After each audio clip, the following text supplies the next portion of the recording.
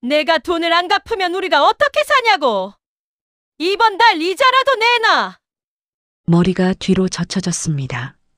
통증이 번졌지만 저는 비명조차 지르지 않았습니다. 익숙했으니까요. 이야기를 시작하기 전에 구독과 좋아요 한 번씩 눌러주시면 정말 큰 힘이 됩니다. 여러분이 어디에서 듣고 계신지도 댓글로 짧게 남겨주시면 반갑게 인사드리겠습니다. 지금부터 이야기 시작합니다. 점심시간이었습니다. 분식집 주방 한쪽 구석에 서서 저는 뜨거운 기름이 튀는 소리를 들으며 멍하니 냄비를 저었습니다. 손님들의 재촉소리가 귓가를 스쳤지만 반응할 기력조차 남아있지 않았습니다. 웃음을 잃은 지는 얼마나 됐을까요? 기억조차 흐릿했습니다. 여기요. 떡볶이 언제 나와요? 짜증 섞인 목소리가 튀어나왔습니다. 저는 고개를 들지 않은 채 대답했습니다.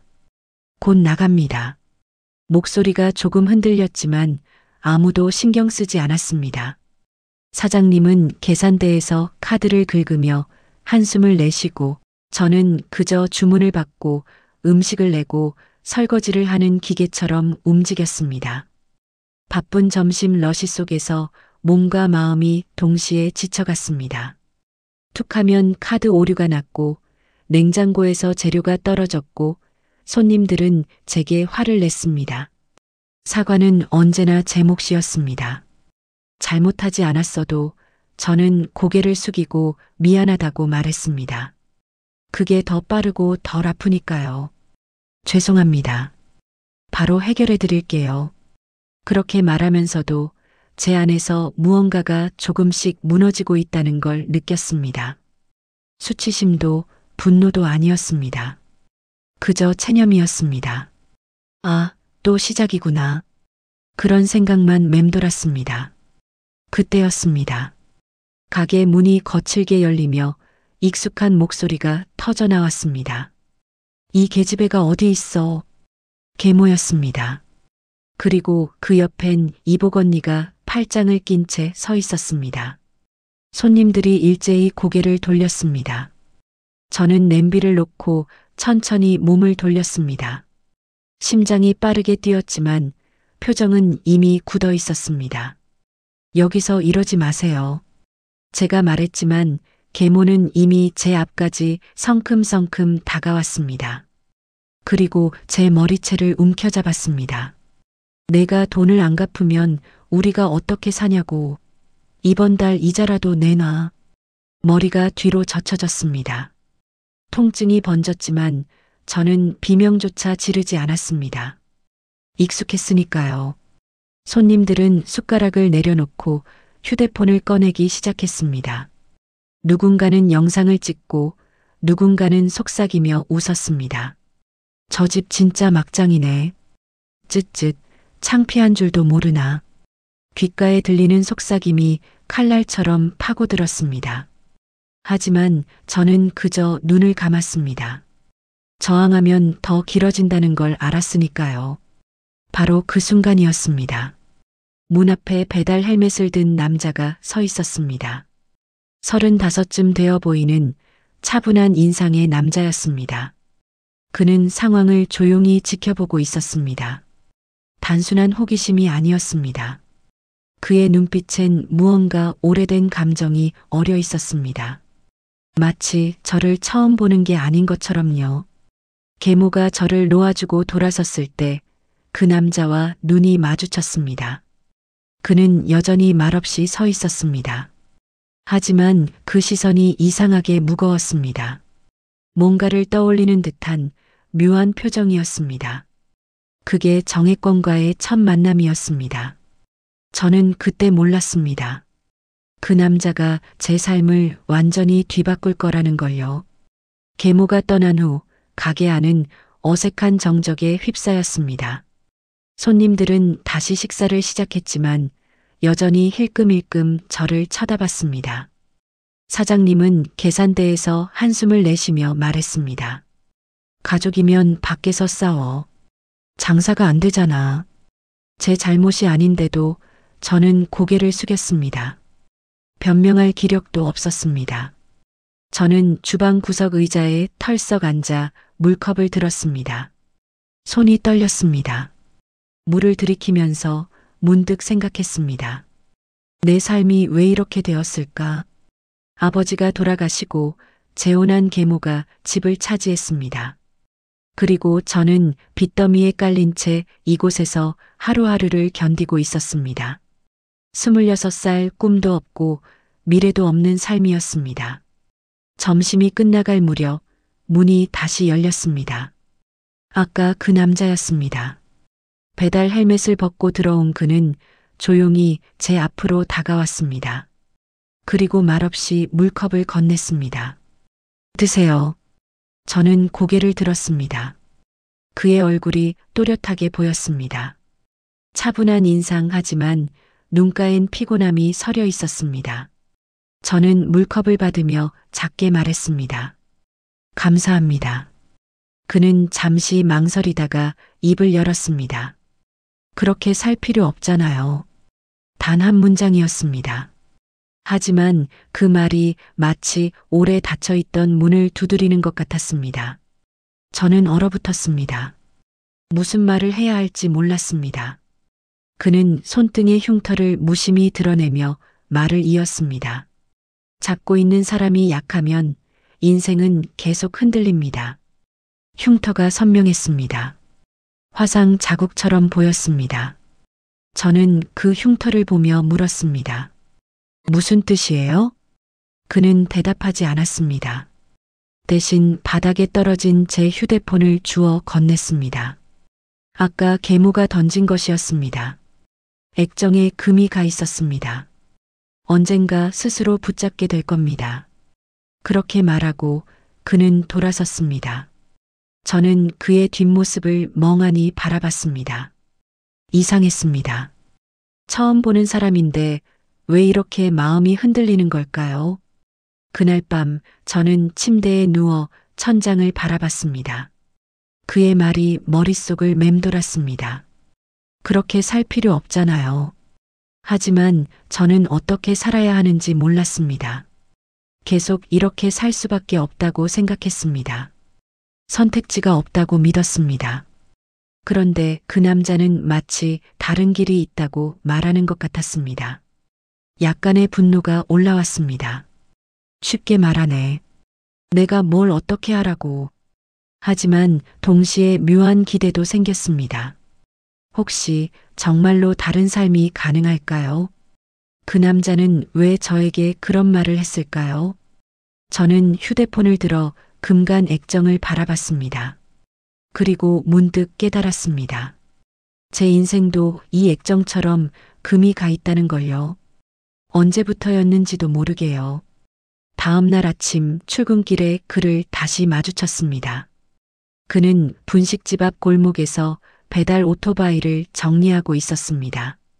저는 잠시 망설이다가 다가갔습니다. 저기요. 그가 고개를 돌렸습니다. 저는 떨리는 목소리로 물었습니다. 어제 그 말 무슨 의미였어요? 그는 잠시 저를 바라보다가 조용히 대답했습니다. 곧 알게 될 겁니다. 그리고 다시 등을 돌렸습니다.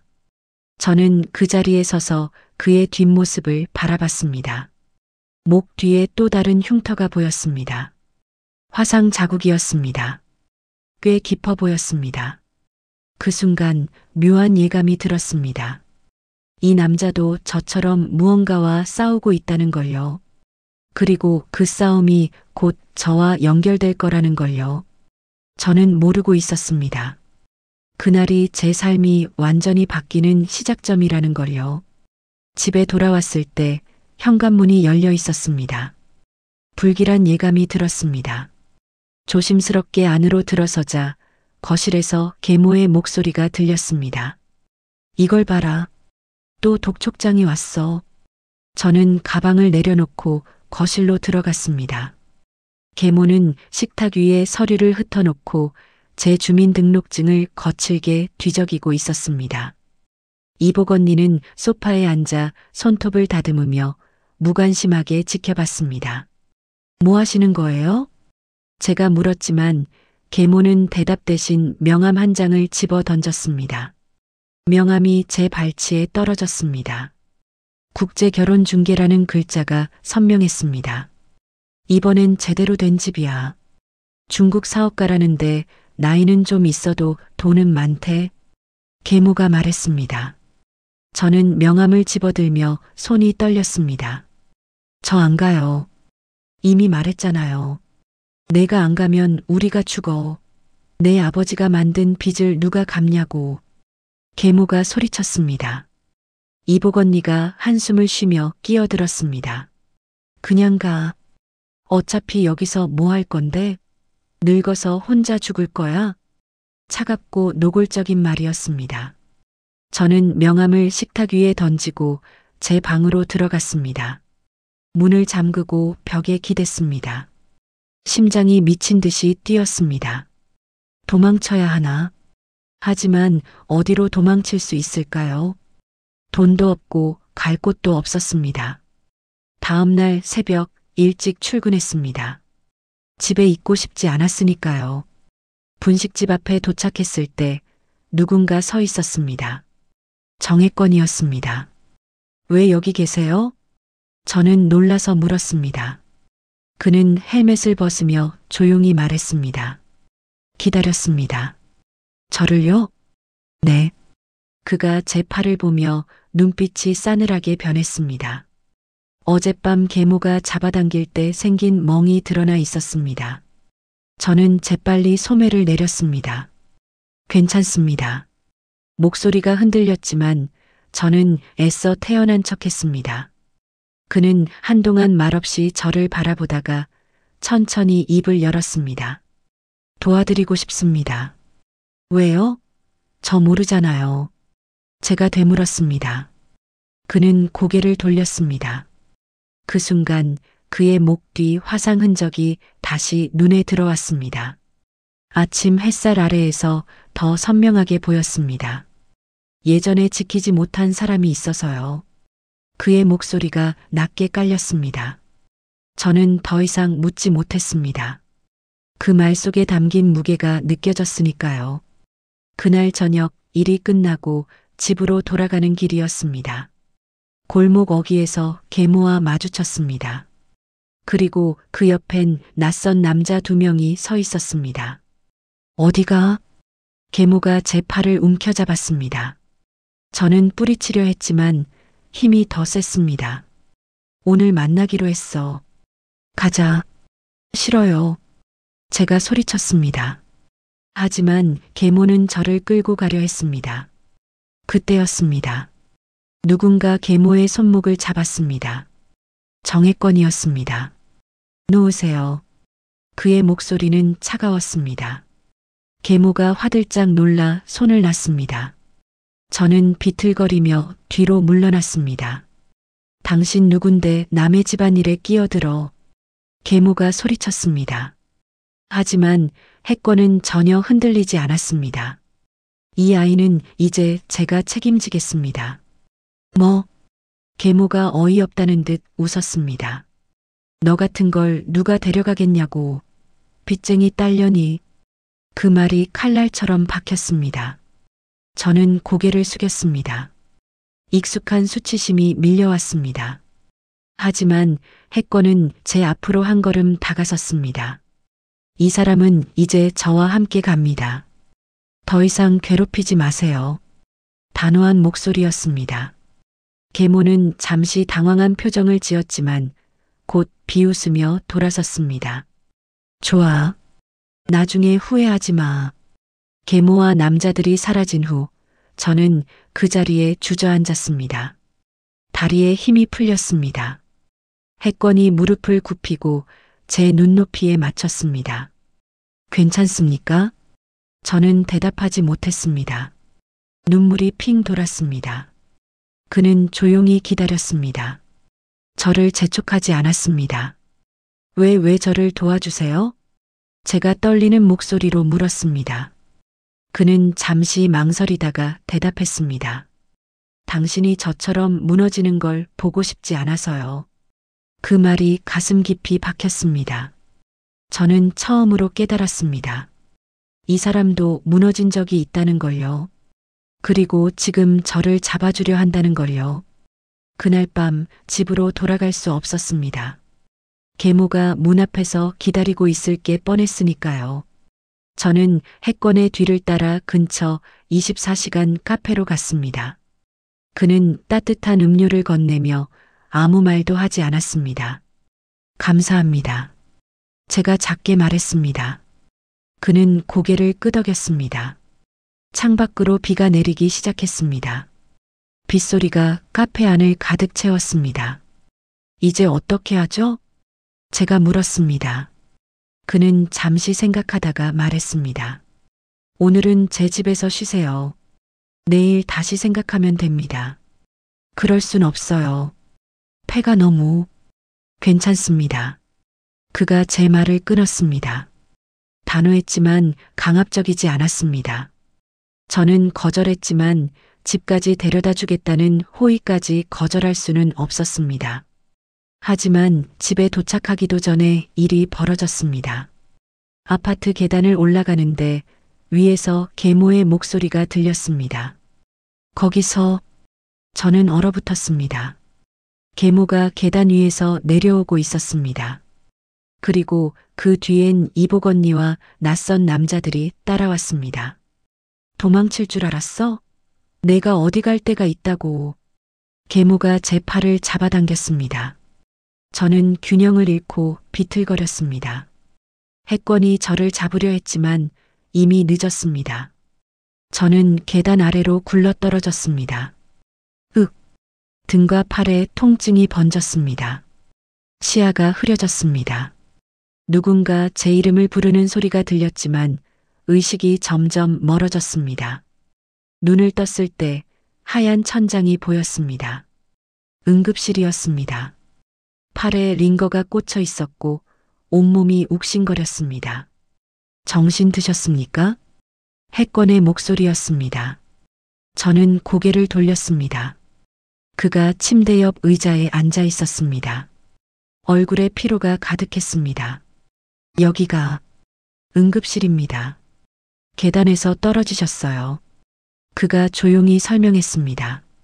저는 천천히 기억을 떠올렸습니다. 계모, 계단, 추락. 그리고 지금 잠시 후 의사가 들어왔습니다. 중년의 여의사였습니다. 그녀는 차트를 보며 심각한 표정을 지었습니다. 상습적인 폭력 흔적이 보입니다. 경찰에 신고하시는 게 좋겠어요. 제 심장이 철렁 내려앉았습니다. 신고라니. 그건 안 됐습니다. 아니에요. 그냥 제가 조심하지 못해서.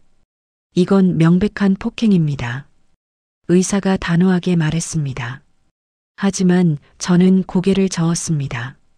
신고하면 더 꼬일 게 뻔했습니다. 계모는 절대 가만히 있지 않을 테니까요. 의사가 한숨을 쉬며 나갔습니다. 저는 천장을 바라보며 눈물을 참았습니다. 이렇게 사는 게 맞는 걸까요? 언제까지 이렇게 도망쳐야 할까요? 이 상황을 끝낼 방법이 있습니다. 해권이 말했습니다. 저는 그를 바라봤습니다. 그의 손에 서류 한 장이 들려 있었습니다. 뭐예요? 혼인신고서입니다. 순간 숨이 멎었습니다. 혼인신고서. 저는 서류를 빤히 바라봤습니다. 그의 이름이 이미 적혀 있었습니다. 정혜권. 무슨 소리예요? 법적으로 제 가족이 되면 저 사람들이 더 이상 당신을 건드릴 수 없습니다. 그가 차분하게 설명했습니다. 하지만 저는 믿을 수 없었습니다. 왜요? 저 때문에 왜 그렇게까지? 당신을 지키고 싶어서입니다. 그의 목소리가 낮게 깔렸습니다. 진심이 느껴졌습니다. 하지만 이건 계약일 뿐입니다. 당신이 안전해지면 언제든 파기할 수 있어요. 계약. 그 단어가 조금 마음을 안정시켰습니다. 하지만 동시에 혼란스러웠습니다. 이 사람을 믿어도 될까요? 이게 정말 해결책일까요? 그때 복도에서 고함 소리가 들렸습니다. 계모였습니다. 내 딸 어디 있어? 당장 내놔. 저기 또 오셨네요. 보안요원 불러야겠어요. 간호사의 목소리가 들렸습니다. 저는 몸을 떨었습니다. 해권이 제 손을 잡았습니다. 선택은 당신 몫입니다. 하지만 지금 결정하셔야 합니다. 그의 눈을 봤습니다. 진지했습니다. 거짓이 없었습니다. 저는 떨리는 손으로 펜을 집었습니다. 정말 저를 지켜주실 건가요? 약속합니다. 그 말이 마지막 밀어붙임이었습니다. 저는 서류에 이름을 적었습니다. 떨리는 글씨였지만 분명하게 적었습니다. 복도의 소란이 점점 커졌습니다. 계모가 문을 두드리기 시작했습니다. 문 열어. 이게 집에야. 하지만 저는 더 이상 두렵지 않았습니다. 아니, 두려웠지만 이제 혼자가 아니었습니다. 해권이 서류를 접어 가방에 넣었습니다. 이제 괜찮습니다. 제가 지켜드릴게요. 그 순간 문득 깨달았습니다. 내 인생이 방금 완전히 바뀌었다는 걸요. 응급실에서 하룻밤을 보냈습니다.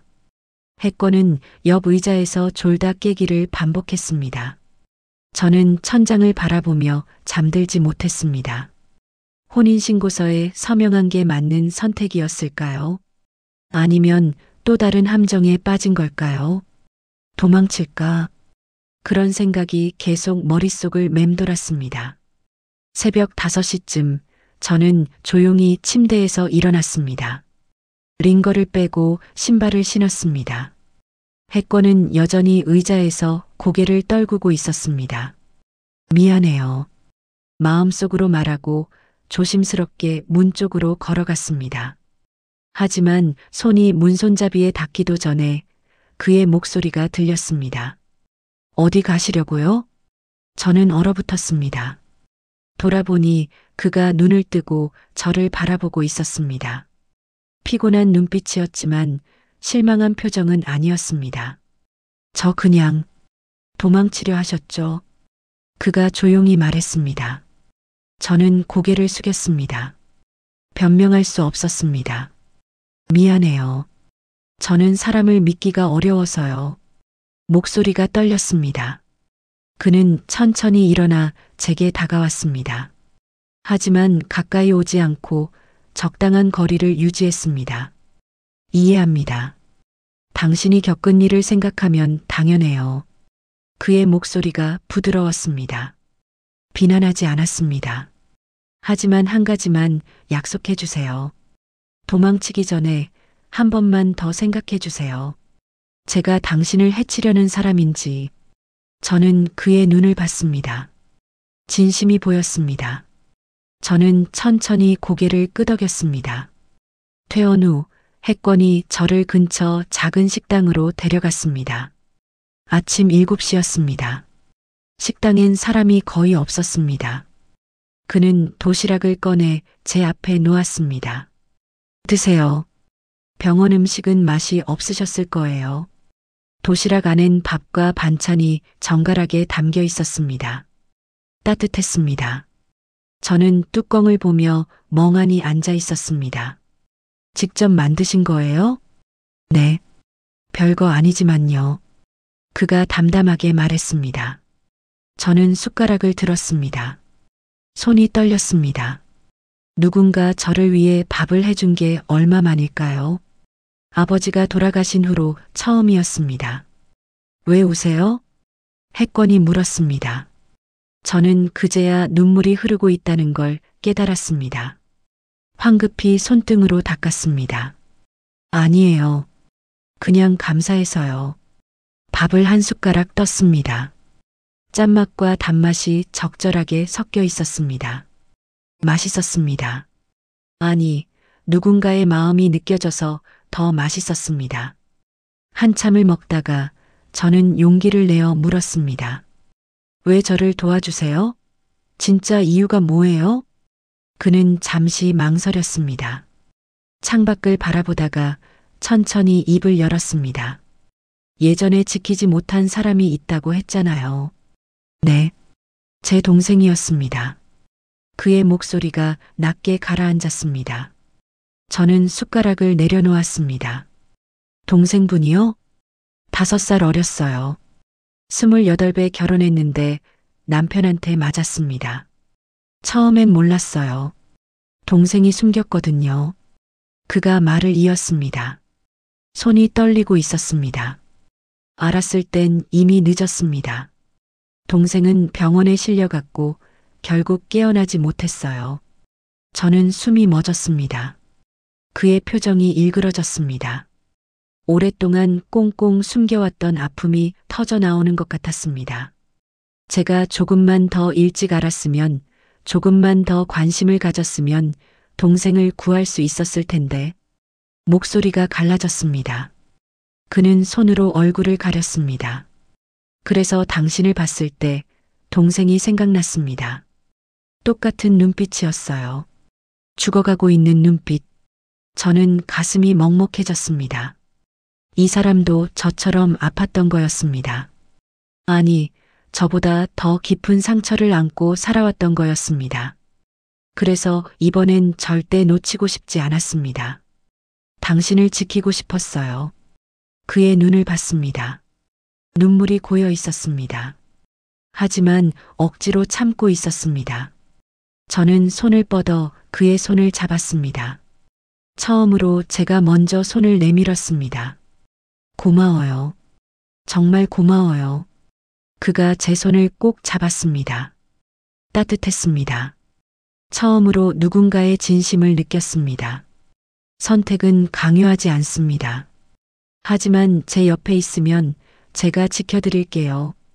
그 말이 가슴 깊이 새겨졌습니다. 저는 이제 알았습니다.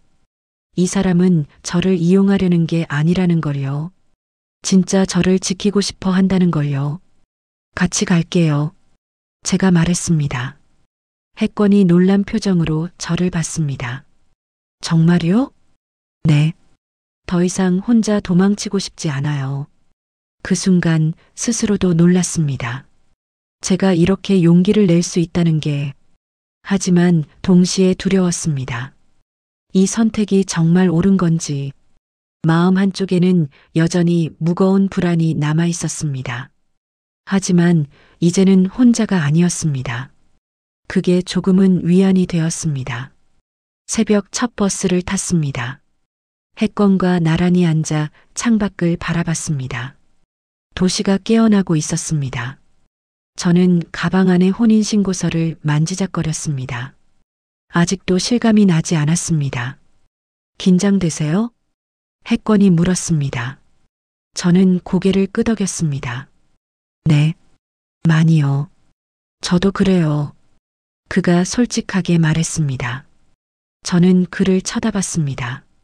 그도 긴장하고 있다는 게 조금 위안이 됐습니다. 구청에 도착했습니다. 생각보다 일찍 와서 문이 열리길 기다렸습니다. 9시가 되자 우리는 민원실로 들어갔습니다. 창구 직원은 서류를 받아들고 확인했습니다. 혼인신고시네요. 부부 맞으시죠? 그 말에 심장이 철렁 내려앉았습니다. 부부.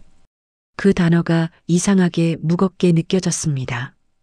혜권이 대답했습니다. 네, 맞습니다. 직원이 도장을 찍었습니다. 딱! 그 소리가 유난히 크게 들렸습니다. 이제 법적으로 우리는 부부였습니다. 제 손이 차갑게 식었습니다. 축하드립니다. 행복하세요. 직원이 웃으며 말했습니다. 저는 억지로 미소를 지었습니다. 구청을 나와서 혜권이 말했습니다. 짐 챙기러 가시죠. 제 집으로 갔습니다. 아니, 이제는 예전 집이었습니다. 현관문을 열고 들어섰을 때 충격을 받았습니다. 제 방이 텅 비어 있었습니다. 뭐야? 옷장이 열려 있었고 제 옷들이 모두 사라져 있었습니다. 책상 위에 물건들도 없었습니다. 서랍을 열어보니 아무것도 남아있지 않았습니다. 다 버렸네요.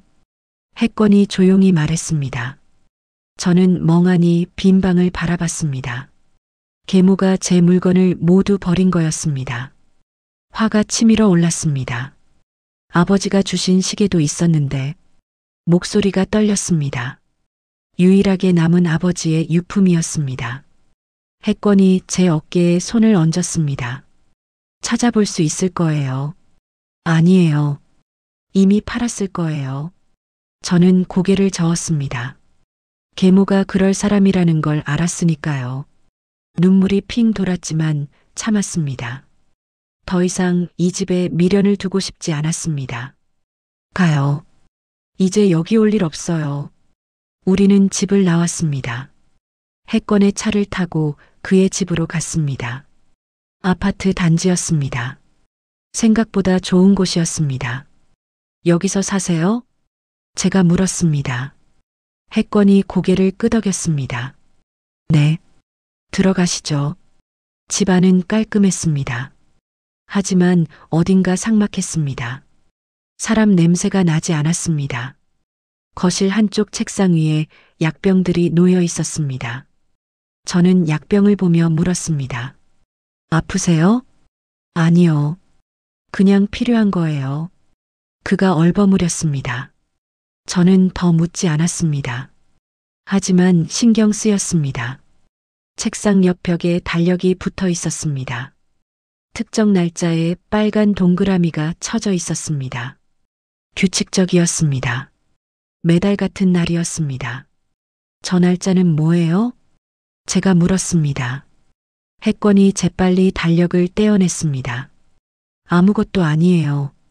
신경 쓰지 마세요. 그의 반응이 이상했습니다. 뭔가 숨기는 게 분명했습니다. 하지만 저는 더 캐묻지 않았습니다. 아직 우리 사이에 물어볼 수 없는 선이 있었으니까요. 제 방은 어디예요? 여기요.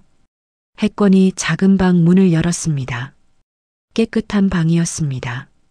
침대와 옷장, 책상이 있었습니다. 편히 쓰세요. 필요한 거 있으면 말씀하시고요. 고마워요. 그날 밤 저는 잠들지 못했습니다. 낯선 집, 낯선 침대. 모든 게 어색했습니다. 밤 12시쯤 거실에서 소리가 들렸습니다. 저는 조심스럽게 문을 열고 나갔습니다. 해권이 현관문을 확인하고 있었습니다. 자물쇠를 2번 잠그고 체인까지 걸었습니다. 그리고 창문으로 가서 밖을 내다봤습니다. 오래도록 서 있었습니다. 뭘 확인하는 거지? 저는 숨을 죽이고 지켜봤습니다. 그는 거실을 한 바퀴 돌며 모든 창문을 확인했습니다. 마치 누군가 들어올까봐 두려워하는 것처럼요. 이 사람도 무언가를 두려워하고 있구나. 그 순간 깨달았습니다. 해권도 저처럼 도망치고 있다는 걸요. 그가 무엇으로부터 도망치는지는 몰랐지만 분명 그도 위험 속에 있었습니다. 저는 조용히 방으로 돌아왔습니다. 침대에 누워 천장을 바라봤습니다. 혹시 내가 그를 더 위험하게 만든 건 아닐까? 불안이 밀려왔습니다.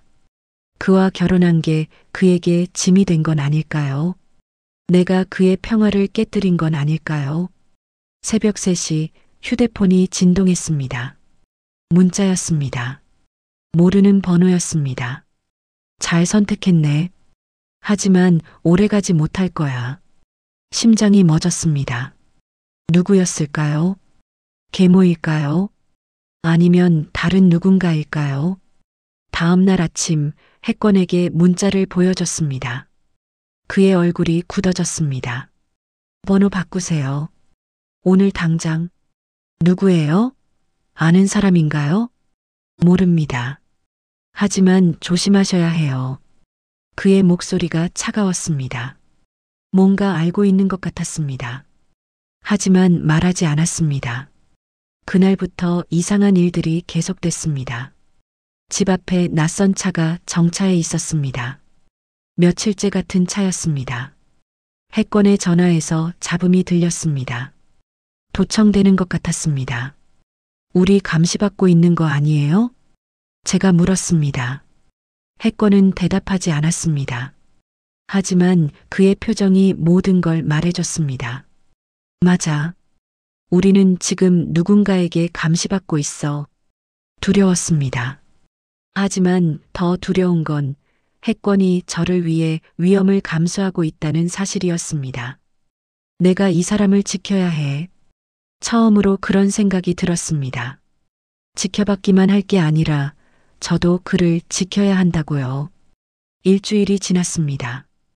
감시는 계속됐습니다. 집 앞의 차는 매일 자리를 바꿨지만 여전히 그곳에 있었습니다.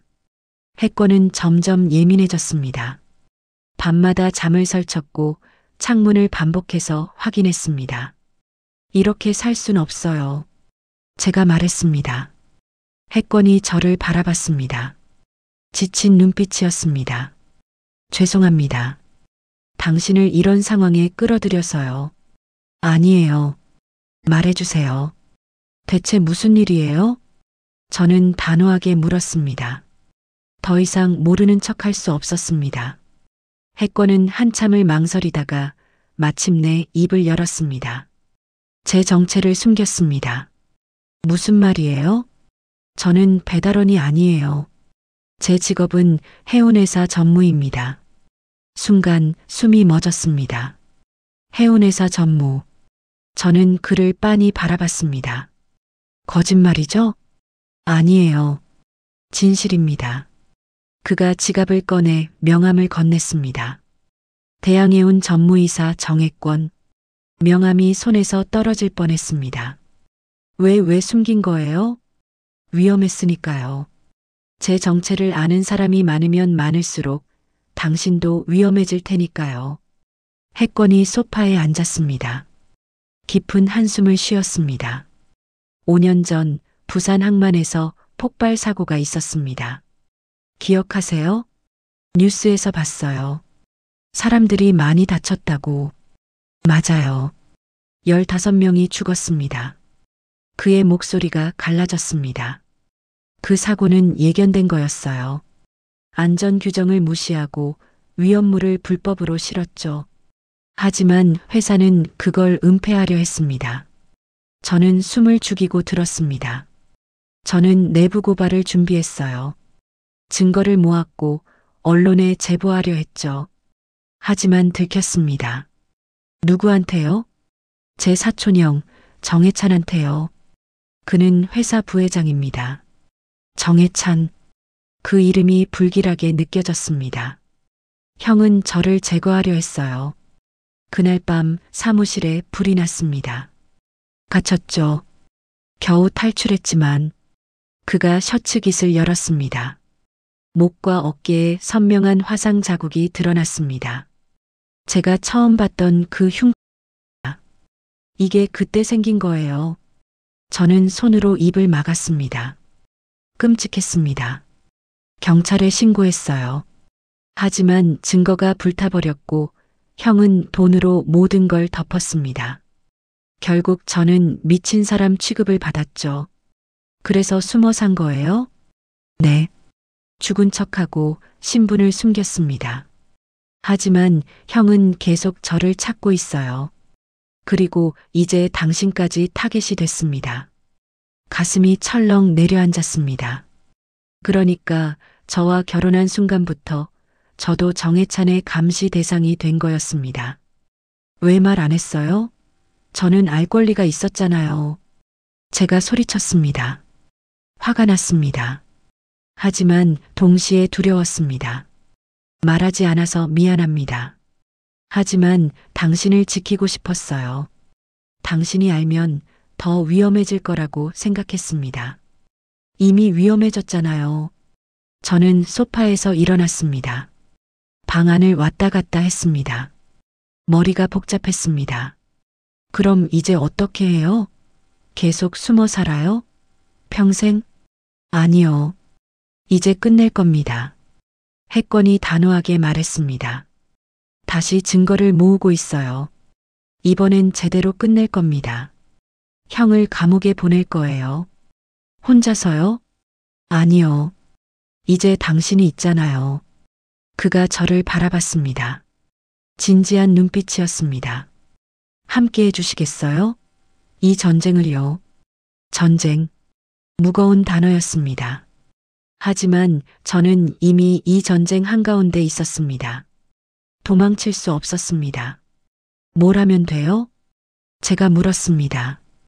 해권의 얼굴에 희미한 미소가 떠올랐습니다. 일단 증거를 확보해야 합니다. 형의 비리 기록이 회사 서버에 있어요.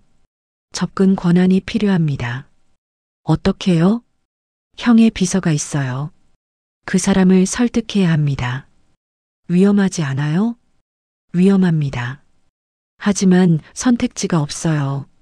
저는 고개를 끄덕였습니다. 두려웠지만 이제 물러설 수 없었습니다. 다음 날 우리는 계획을 세웠습니다. 비서를 만나고 증거를 확보하고 언론에 제보하는 것. 간단해 보였지만 위험천만한 계획이었습니다. 실패하면 어떻게 돼요? 제가 물었습니다. 해권이 제 손을 잡았습니다. 실패하지 않을 겁니다. 제가 당신을 지킬 테니까요. 그 말이 조금 안심이 됐습니다. 하지만 여전히 불안했습니다. 이 사람도 나처럼 살아남기 위해 싸우는 사람이구나. 문득 그런 생각이 들었습니다. 해권은 저를 불쌍히 여겨서 도운 게 아니었습니다. 그도 싸우고 있었던 거였습니다. 자신의 정의를 위해, 죽은 사람들을 위해요. 우리 이길 수 있을까요? 제가 조심스럽게 물었습니다. 해권이 제 눈을 똑바로 바라봤습니다. 이겨야 합니다. 당신과 제가 살아남으려면요.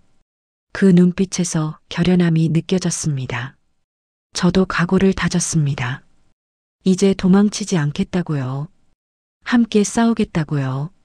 그날 밤 저는 창문 너머 낯선 차를 바라봤습니다. 더 이상 두렵지 않았습니다. 아니, 두려웠지만 이제 맞서 싸울 준비가 됐습니다. 오라, 우리 한번 붙어보자. 마음속으로 중얼거렸습니다. 폭풍이 몰려오고 있었습니다. 하지만 이번엔 혼자가 아니었습니다. 일주일 후 상황이 급변했습니다. 해권의 비서 접촉은 성공했습니다. 그녀는 정해찬의 비리를 증언하기로 했습니다. 증거 파일도 복사했습니다. 모든 게 순조로웠습니다. 너무 순조로웠습니다. 이상해요. 제가 말했습니다. 해권도 고개를 끄덕였습니다. 저도 그렇게 생각합니다. 너무 쉬웠어요. 그날 밤 우리는 집에서 조용히 저녁을 먹었습니다. 처음으로 평화로운 시간이었습니다. 해권이 파스타를 만들었고 저는 샐러드를 준비했습니다. 마치 평범한 부부처럼요. 맛있어요. 제가 말했습니다. 해권이 미소 지었습니다. 오랜만에 보는 진짜 미소였습니다. 다 끝나면 우리 여행 갈까요? 여행요? 네. 바다 보러요. 조용한 곳으로요. 그의 눈에 희망이 어려 있었습니다. 저도 웃었습니다. 좋아요. 가요. 하지만 그 평화는 오래가지 못했습니다. 밤 10시 휴대폰이 울렸습니다. 모르는 번호였습니다. 해권이 받았습니다. 여보세요? 그의 얼굴이 굳어졌습니다. 스피커폰으로 바꿨습니다. 낯선 남자의 목소리가 흘러나왔습니다. 정혜권, 오랜만이네. 동생, 정혜찬이었습니다. 제 심장이 빠르게 뛰었습니다. 형? 해권의 목소리가 차갑게 식었습니다. 재미있는 짓 하더라. 비서 매수하고 증거 모으고. 하지만 소용없어. 다 알고 있었거든. 무슨 소리야? 내 세댁 가족 아직 살아있더라. 계모였나? 참 시끄러운 여자야. 순간 숨이 멎었습니다. 계모. 저는 해권을 바라봤습니다. 그 사람들한테 손대지 마. 해권이 낮게 말했습니다. 정혜찬이 비웃었습니다. 손 뗄 생각 없어. 그냥 초대했을 뿐이야. 내가 오면 보내줄게. 어디로 가라는 거야? 문자 보낼게. 혼자 와. 세댁 데려오면 다 죽어. 전화가 끊겼습니다. 곧 문자가 왔습니다. 주소였습니다. 폐공장 같았습니다. 안 돼요. 함정이에요. 제가 해권의 팔을 잡았습니다. 하지만 그는 이미 재킷을 입고 있었습니다. 가야 합니다. 혼자 가면 죽어요.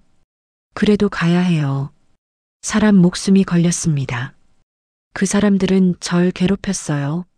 왜 구해야 해요? 제가 소리쳤습니다. 해권이 제 어깨를 잡았습니다. 그래도 사람이에요. 죽게 놔둘 순 없어요.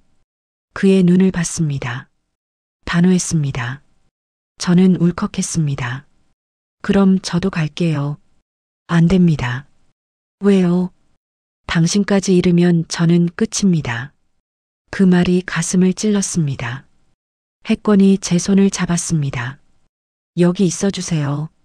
제가 돌아올 테니까요. 약속해요? 꼭 돌아올 거죠? 약속합니다. 그가 제 이마에 키스했습니다. 처음이었습니다. 따뜻했습니다. 하지만 동시에 이별 같았습니다. 사랑해요. 그가 속삭였습니다. 저는 얼어붙었습니다. 사랑. 그 단어가 처음으로 제 귓가에 맴돌았습니다. 저도 말을 끝내기도 전에 그는 문을 나섰습니다. 발소리가 멀어졌습니다. 현관문이 닫혔습니다. 저는 그 자리에 멍하니 서 있었습니다. 그리고 깨달았습니다. 저도 그를 사랑한다는 걸요. 언제부터였는지 모르겠지만 이미 사랑하고 있었습니다. 가만히 있을 순 없어. 저는 재킷을 집어들었습니다. 휴대폰을 주머니에 넣었습니다. 계모가 보냈던 문자를 다시 확인했습니다. 주소가 있었습니다. 혼자 보낼 수 없어. 절대로. 현관문을 열었습니다. 비가 내리고 있었습니다. 차가운 빗방울이 얼굴을 때렸습니다. 하지만 개의치 않았습니다. 저는 계단을 뛰어 내려갔습니다. 택시를 잡았습니다. 여기로 가주세요. 빨리요. 기사님이 놀란 표정으로 저를 봤습니다. 거긴 폐공장 지역인데 위험한 곳이에요. 괜찮아요. 빨리 가주세요. 차가 출발했습니다. 창밖으로 도시의 불빛이 빠르게 지나갔습니다. 제 심장은 미친 듯이 뛰었습니다. 제발 늦지 않았기를. 빗속을 가르며 차는 달렸습니다. 점점 어두워지는 거리, 사람이 사라지는 풍경, 불안이 커졌습니다. 20분 후 차가 멈췄습니다. 폐공장 앞이었습니다. 녹슨 철문이 삐걱거렸습니다. 어둠 속에서 희미한 불빛이 보였습니다. 여기서 내려주세요. 정말 괜찮으세요? 위험해 보이는데. 괜찮아요. 감사합니다. 저는 차비를 건네고 내렸습니다. 차가 떠났습니다. 이제 저는 혼자였습니다. 철문을 밀고 안으로 들어갔습니다. 빗소리만 들렸습니다. 그리고 멀리서 목소리가 들렸습니다. 형, 제발 그만해. 해권의 목소리였습니다. 저는 그쪽으로 뛰어갔습니다. 기다려. 내가 간다. 어둠 속을 달렸습니다. 비에 젖어 시야가 흐렸지만 멈출 수 없었습니다. 폭풍이 몰아치고 있었습니다. 하지만 저는 더 이상 도망치지 않았습니다. 이번엔 제가 그를 구할 차례였습니다. 우리는 함께 살아남을 거야. 그렇게 믿으며 저는 어둠 속으로 뛰어들었습니다. 폐공장 안은 어둠에 잠겨 있었습니다. 저는 숨을 죽이며 안으로 들어갔습니다. 빗물이 옷을 타고 흘러내렸습니다. 멀리서 희미한 불빛이 보였습니다. 해권 씨, 제가 외쳤습니다. 메아리만 돌아왔습니다. 심장이 터질 듯 뛰었습니다. 불빛을 따라 깊숙이 들어갔습니다. 그때 누군가 쓰러져 있는 게 보였습니다. 해권이었습니다. 무릎을 꿇고 누군가를 내려다보고 있었습니다. 해권 씨, 저는 달려갔습니다. 그가 고개를 돌렸습니다. 얼굴에 놀라움이 가득했습니다. 왜 여기 온 거예요? 집에 있으라고 했잖아요. 혼자 둘 수 없었어요. 저는 그의 옆에 무릎을 꿇었습니다. 그리고 바닥을 봤습니다. 정혜찬이 쓰러져 있었습니다. 눈을 감은 채 꿈쩍도 하지 않았습니다. 이게 무슨... 제가 도착했을 땐 이미 이 상태였어요. 혜권이 떨리는 목소리로 말했습니다. 정혜찬의 옆엔 빈 약병이 굴러다니고 있었습니다. 그리고 핏자국도 보였습니다. 뇌출중인 것 같아요. 쓰러진 지 좀 됐어 보여요. 혜권이 맥박을 확인했습니다. 희미하게 뛰고 있었습니다. 구급차 불러야 해요. 제가 휴대폰을 꺼냈습니다. 하지만 혜권이 제 손을 잡았습니다. 잠깐만요. 왜요? 사람이 죽어가고 있잖아요. 알아요. 하지만 이 사람은 저를 죽이려 했어요. 15명을 죽게 만든 사람이에요. 혜권의 목소리가 갈라졌습니다. 그의 손이 떨리고 있었습니다. 증오와 양심 사이에서 갈등하고 있었습니다. 그래도 사람이잖아요. 당신 말대로요. 제가 조용히 말했습니다. 혜권이 저를 바라봤습니다. 눈에 눈물이 고여 있었습니다. 그 사람들한테 미안해요. 제가 이렇게 약해서요. 약한 게 아니에요. 사람다운 거예요. 저는 구급차를 불렀습니다. 10분 후 구급차와 경찰이 도착했습니다. 정혜찬은 들것에 실려갔습니다.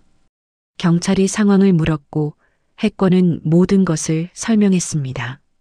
증거는 있습니까? 네. 비서가 복사한 파일이 있습니다. 혜권이 USB를 건넸습니다. 경찰이 고개를 끄덕였습니다. 조사하겠습니다. 일단 병원으로 가시죠. 두 분 다 검사 받으셔야 합니다. 병원으로 갔습니다. 정혜찬은 중환자실로 옮겨졌습니다. 의사가 나와 말했습니다.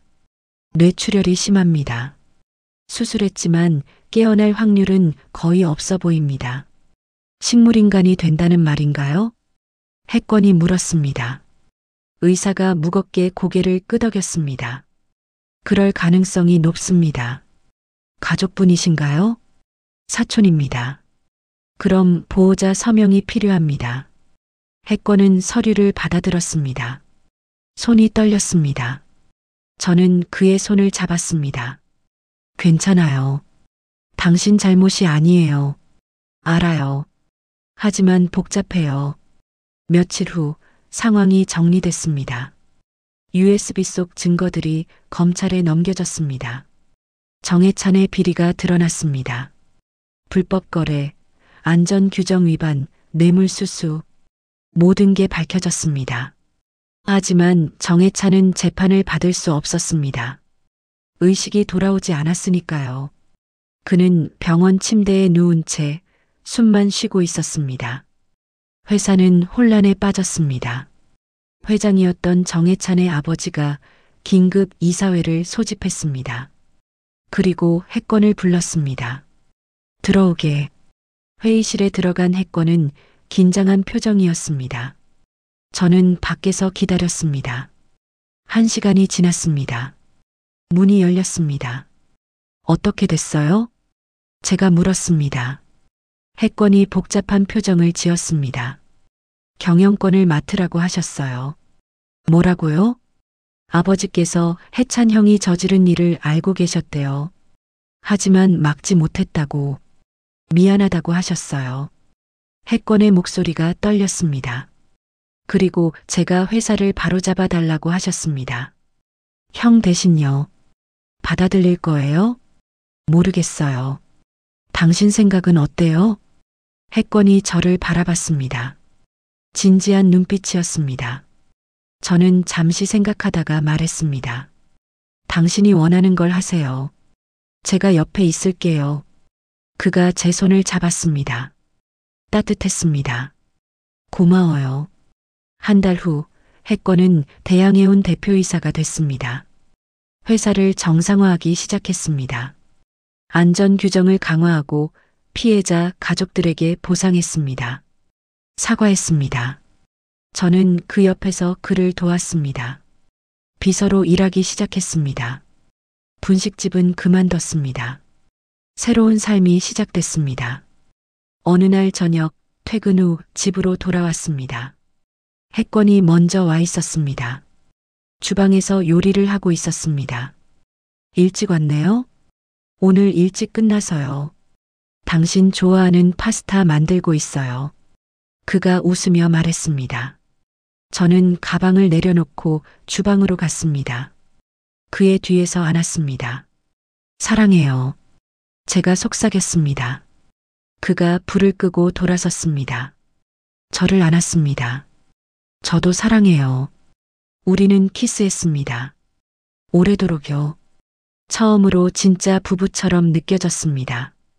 저녁을 먹으며 혜권이 말했습니다. 여행 가고 싶다고 했잖아요. 다음 주 어때요? 정말요? 네. 일 정리됐어요. 바다 보러 가요. 제주도로요. 제 얼굴에 미소가 번졌습니다. 좋아요. 가요. 그날 밤 침대에 나란히 누워 천장을 바라봤습니다.